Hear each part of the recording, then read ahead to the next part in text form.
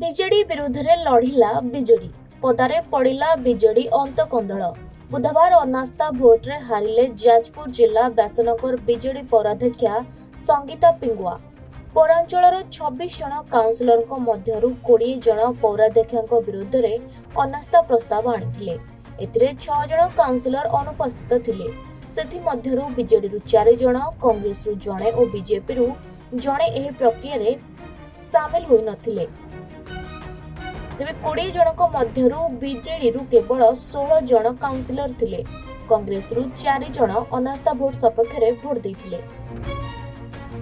ସୂଚନା ଥାଉ କି 2022 ମାର୍ଚ୍ଚ 24 ତାରିଖରେ ସଙ୍ଗୀତା ପିଙ୍ଗୁଆ ବିଜେଡି ଟିକେଟରେ ପୌର ନିର୍ବାଚନରେ ପାଖାପାଖି 10,000 ଭୋଟରେ ଜିତିଥିଲେ। ତେବେ ଅନାସ୍ଥା ଭୋଟରେ ଗାଦି ହରାଇବା ପରେ ସେ ଯାଜପୁରର ଜଣେ ଟାଣୁଆ ବିଜେଡି ନେତାଙ୍କୁ ଏହି ଘଟଣା ପାଇଁ ଦାୟୀ କରିଛନ୍ତି।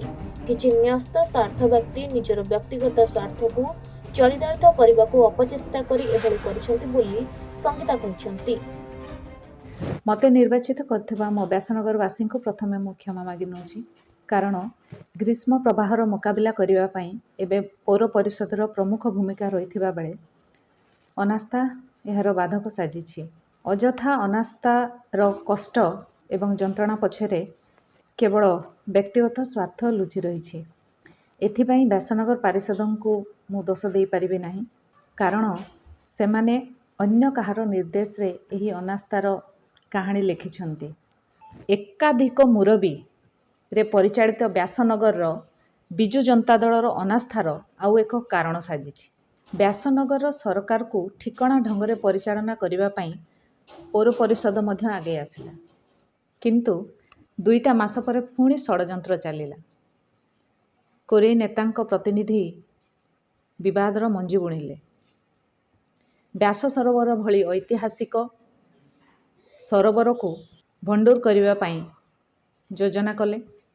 ବ୍ୟାସ ସରୋବରର ସ୍ୱାଭିମାନକୁ ରକ୍ଷା କରିବା ପାଇଁ ମୁଁ ଆଗକୁ ବଢ଼ିଲି।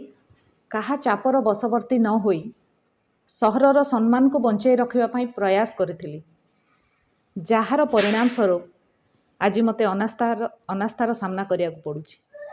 ଦଳକୁ ପରିଚାଳନା କରିବା ଏବଂ କର୍ମୀଙ୍କୁ କାମରେ ଲଗାଇବା ନେତାଙ୍କ ଦାୟିତ୍ୱ, କିନ୍ତୁ ବ୍ୟାସନଗର ବିଜେଡିକୁ ଏକାଧିକ ନେତା ପରିଚାଳନା କରିବା ଦେଖିବାକୁ ମିଳୁଛି।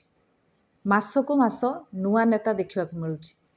କିଏ କେତେବେଳେ କେଉଁ ନିଷ୍ପତ୍ତି ନେଉଛନ୍ତି ତାହା ବୁଝିବା କଷ୍ଟକର ହୋଇପଡ଼ୁଛି।